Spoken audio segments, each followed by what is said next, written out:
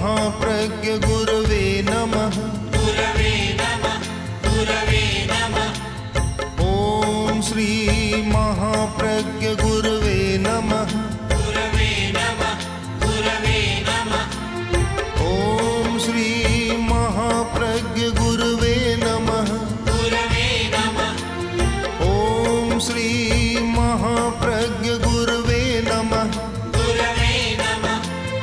ॐ श्री महाप्रज्ञ गुरवे नमः। गुरवे नमः। नमो अरहंताणं। कोई धर्म हो, कोई नाम हो, हमें ये देखना है कि उससे युग की समस्या का कितना समाधान हो सकता है। व्यक्ति की समस्याएं, समाज की समस्याएं, राष्ट्र की समस्याएं और विश्व की समस्याएं, जो समस्याएं हैं, उन समस्याओं के समाधान में जो धर्म योग दे सकता है, जिसके तत्व योग दे सकते हैं, मैं उसे महत्वपूर्ण मानता हूँ। और मैंने तो जब सारे दर्शनों को, धर्मों को पढ़ा तो ये लगा कि किसी धर्म के प्रति कोई पक्षपात वाली बात नहीं है। हरिभद्र सूरी ने जो कहा था कि पक्षपातो न मे वीरे न द्वेषक कपिलादिषु। हरिभद्र सूरी जैन महान आचार्य हुए हैं, महान चिंतक, विचारक, साहित्यकार, और कहते हैं जिन्होंने 1444 ग्रंथ लिखे। इतने बड़े महान आचार्य, राजस्थान के आचार्य, चित्तौड़ के राजस्थान के आचार्य थे वे, और पहले बहुत विद्वान थे, ब्राह्मण परंपरा के वेदों के विद्वान थे, और फिर जैन मुनि बनकर उन्होंने जो काम किया, उन्होंने लिखा कि पक्षपातो न मे वीरे, महावीर के प्रति मेरा कोई पक्षपात नहीं है। एक जगह आगे जाकर लिख दिया कि महावीर मेरे कोई चचेरे भाई नहीं है। आगे जा लिखा है श्लोकों में, वे मेरे कोई भाई नहीं लगते। और जो कपिल आदि, सांख्य आदि दर्शन है, उनसे मेरा कोई द्वेष नहीं है।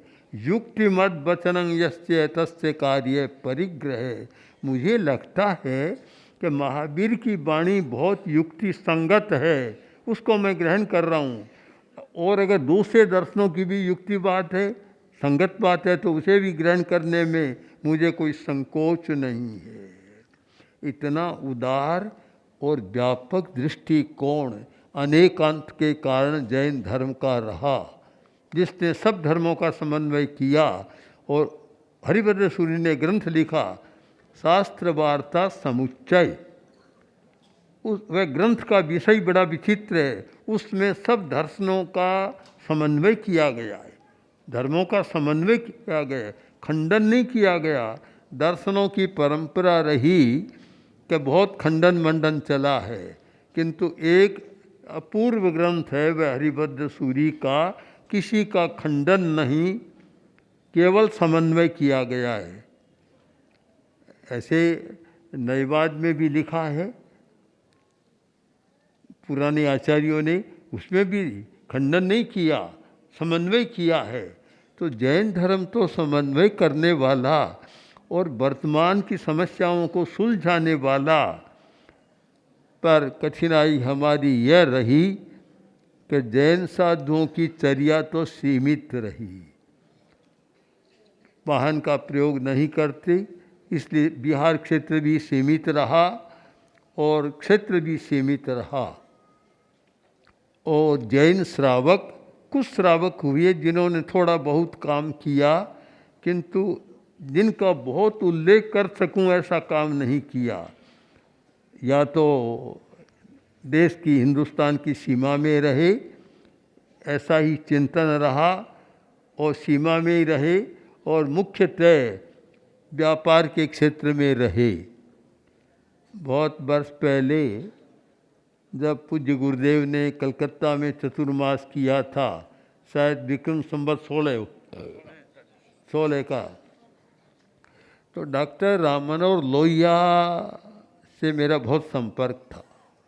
मेरे पास बहुत बार आते थे। बड़े उस समय के उद्भट राजनीतिज्ञ, और मैंने ऐसा विद्वान राजनीतिज्ञ भी मैंने नहीं देखा।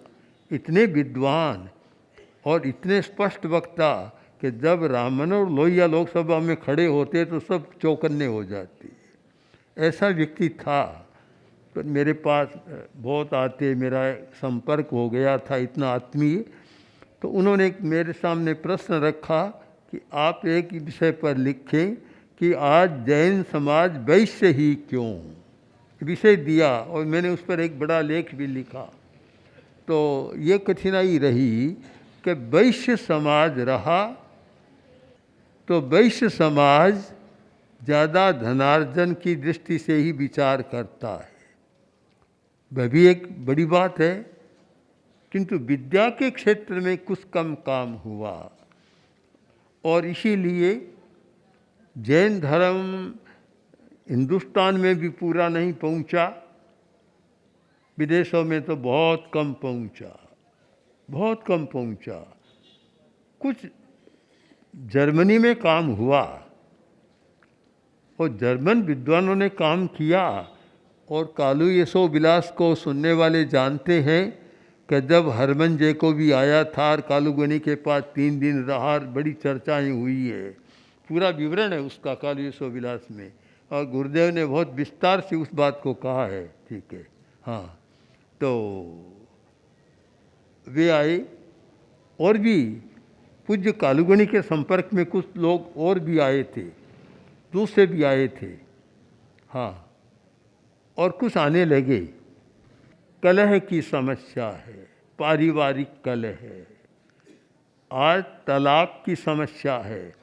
शायद हिंदुस्तान में तो अब शुरू हुआ है तलाक का धंधा, किंतु जब जापानी लोग शिविर में आते हैं, और पूज्य गुरुदेव के समय जापान का बड़ा दल शिविर में, प्रेक्षा ध्यान शिविर में आया था, तो उस दल ने कहा, आचार्य जी हमारी समस्या यह है कि हम आर्थिक दृष्टि से तो बहुत आगे बढ़ गए हैं, किंतु हमारी समस्या क्या है कि 5 मिनट में तो एक तलाक होता है और 5-10 मिनट में एक आत्महत्या होती है। हमारी ये समस्या है। अब तो हिंदुस्तान भी आगे बढ़ रहा है इस दिशा में, तलाक की दिशा में तो बहुत आगे बढ़ रहा है, और भी आत्महत्याएं भी हो रही है। कलह, परिवार तो टूट ही रहे हैं, बिखर रहे हैं, झगड़े बहुत हो रहे हैं। तो इन सारी समस्याओं में और भी अनगिन समस्याएं जो आज की युग की समस्या है, जैसे विकास हुआ है, जैसे सुविधावाद बढ़ा है, सुविधा के उपकरण बढ़े हैं, जैसे बीमारियां बढ़ी है। हृदय रोग तो आज की प्रमुख बीमारी हो गई। जैसे कहते हैं ना दाल रोटी, वैसे हृदय रोग तो आज दाल रोटी बन गया। ये सारी बातें बढ़ रही है।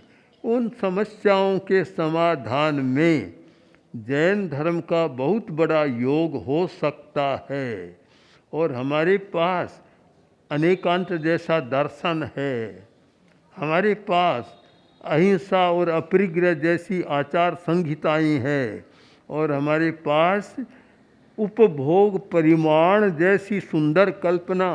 लोग कहते हैं 2500 वर्ष जब उपभोग संयम, कंजम्पशन यानी उपभोग की सीमा करो, ये बात जब रखी गई संयुक्त राष्ट्र संघ की एक परिषद में, तो कहा कि 2500 वर्ष पहले ये बात किसने कही? आज की समस्या है ये, तो किसने कही? एक बड़ी जिज्ञासा पैदा हो गई। और आपको पता है कि अणुव्रत को एक स्थान संयुक्त राष्ट्र संघ के में प्राप्त है वहाँ, कि जहाँ जो NGOs की कॉन्फ्रेंस होती है और जिसमें 192 देश के प्रतिनिधि है, उससे जुड़े हुए संयुक्त होते हैं, वहाँ अणुव्रत का भी एक प्रवक्ता हमारा स्थान भी है। तो जब वहाँ सोहन जी गांधी ने ये बात रखी कि हम अब एक काम ट्रेनिंग एंड नॉन वायलेंस शुरू कर रहे हैं, तो अनेक लोगों ने कहा कि क्या अहिंसा का कोई प्रशिक्षण होता है? बड़ी जिज्ञासा। उस समय जर्मन आदि अनेक जो NGO अनेक देशों से आए हुए थे, उन्होंने कहा हम भी आपके काम में भागीदार बनना चाहते हैं, साथ में काम करना चाहते हैं।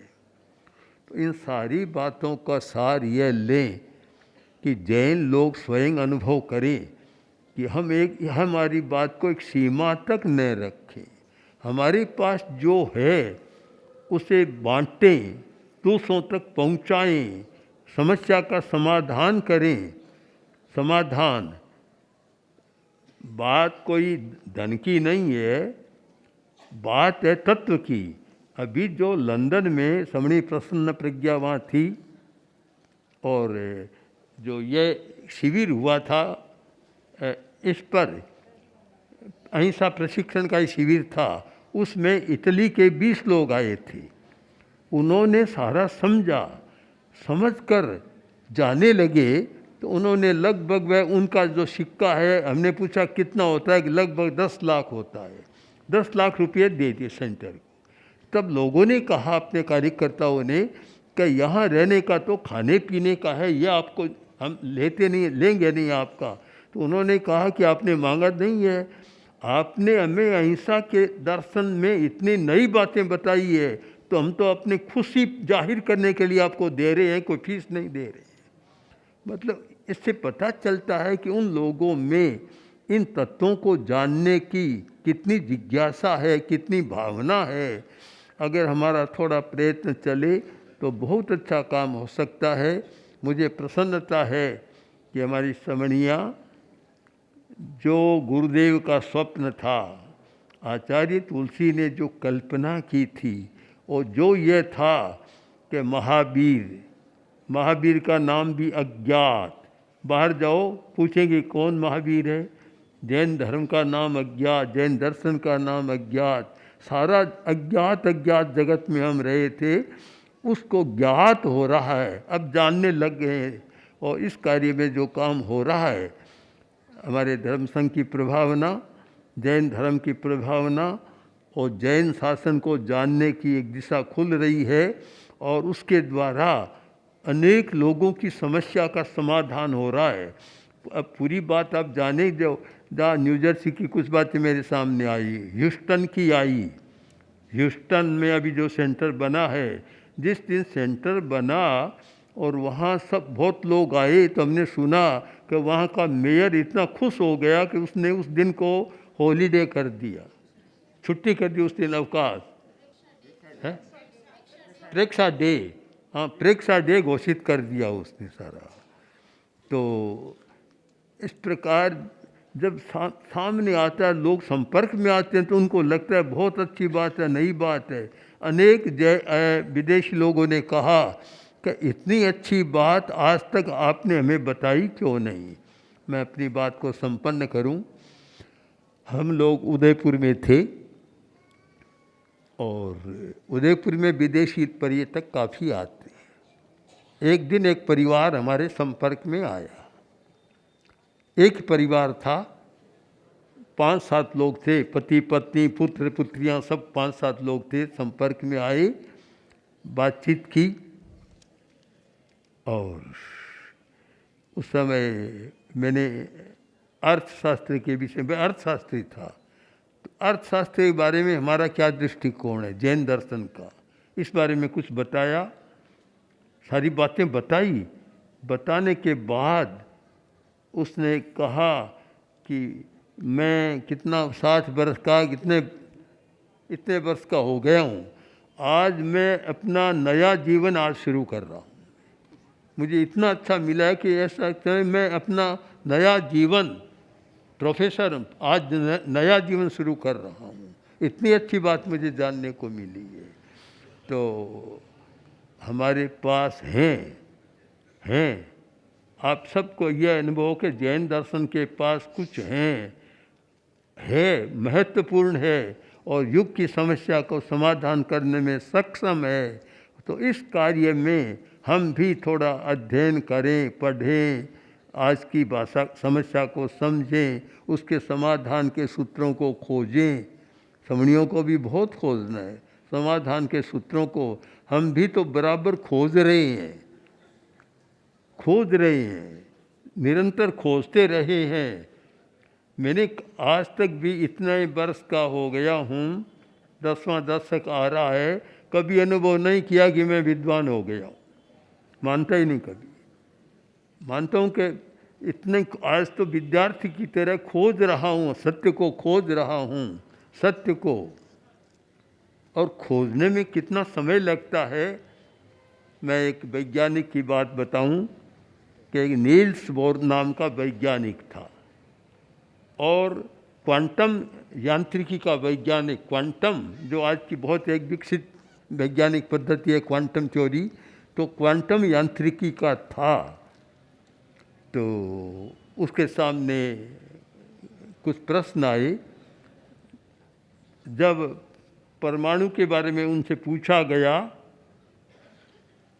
परमाणु के बारे में, तो उन्होंने कहा कि मैं अभी नहीं बता सकता, अभी मैं नहीं बता सकता। 1 बरस तक उसने उस विषय पर अध्ययन किया, 1 बरस तक। 1 वर्ष बाद अध्ययन कर और अपने विद्यार्थियों के सामने आया और बोला, नाउ आई अंडरस्टैंड, अब मैंने समझ लिया, अब मैं तुम्हें बताऊंगा। तो हमारे समणिया भी, हमारे साधु सब भी अध्ययन करने वाले समझे कि सीधा नहीं है कि एक प्रश्न आया और आज उत्तर दे दिया। 1 वर्ष बाद को का आई अंडरस्टैंड, आई कैन मैं आज सक्षम हूँ कि आज मैं तुम्हें उत्तर दे सकता हूँ। तो इस विषय में हमारी गति प्रगति होती रहे, तो इससे जैन शासन की प्रभावना, भगवान महावीर ने जो एक अनुत्तर दर्शन दिया उसकी प्रभावना, जैन आचार्यों का महान देन है, अनेक आचार्यों की 2500 वर्ष की परंपरा में अनेक आचार्यों ने बहुत कुछ दिया। और मैं ये भेद नहीं करता कि दिगंबर है, स्थानक मूर्ति पूजक है, कोई ये क्या है। जिन आचार्यों ने जो दिया, विशिष्ट दिया, वह महान देन। और सबसे ज़्यादा निकट में हूँ तो आचार्य भिक्षु ने जो दर्शन दिया है, हम लोग यही मानते थे आचार्य भिक्षु ने तो बस ये छोटी बातें कही, किंतु जब उस पर मैंने लिखा, गुरुदेव ने जो लिखा, जो सामने आया, तो यह सुनने को मिला कि आचार्य भिक्षु तो बहुत बड़े दार्शनिक थे, अनेक विद्वानों से आज तो प्रतिष्ठित हो गए। और जब गुरुदेव शांति निकेतन पधारे थे तो वहाँ के प्रोफेसरों ने कहा, और वहाँ के तानसेन जो प्रमुख थे उस समय, तानयुन सान नाम था शायद, तो उन्होंने कहा कि इतनी अच्छी बात है। उन्होंने एक बात कही कि ये क्या हुआ कि हंस दोहरों में कहाँ चले गए। बस अंतिम उनका यही था कि ये हंस मानसरोवर में रहने वाले रेगिस्तान में कहाँ चले गए। इतनी अच्छी बात। तो वर्तमान में यही मैं कहना चाहता हूँ कि आचार्य तुलसी ने अपने जीवन के या अपने शासन के 50 कितने सारे वर्षों में, इन 50 को ले वर्ष ज़्यादा है, जो किया है, इतना अद्भुत किया है, हम उसको गहराई से अध्ययन करें, मनन करें, चिंतन करें और ऐसे खोजें। सत्य की खोज कभी समाप्त नहीं होती, इतना खोजें और ऐसा समाधान खोजें जिससे हम स्वयं लाभान्वित हों और दूसरों को लाभान्वित करें। ओम श्री महाप्रज्ञ गुरवे नमः। गुरवे नमः, गुरवे नमः। ओम श्री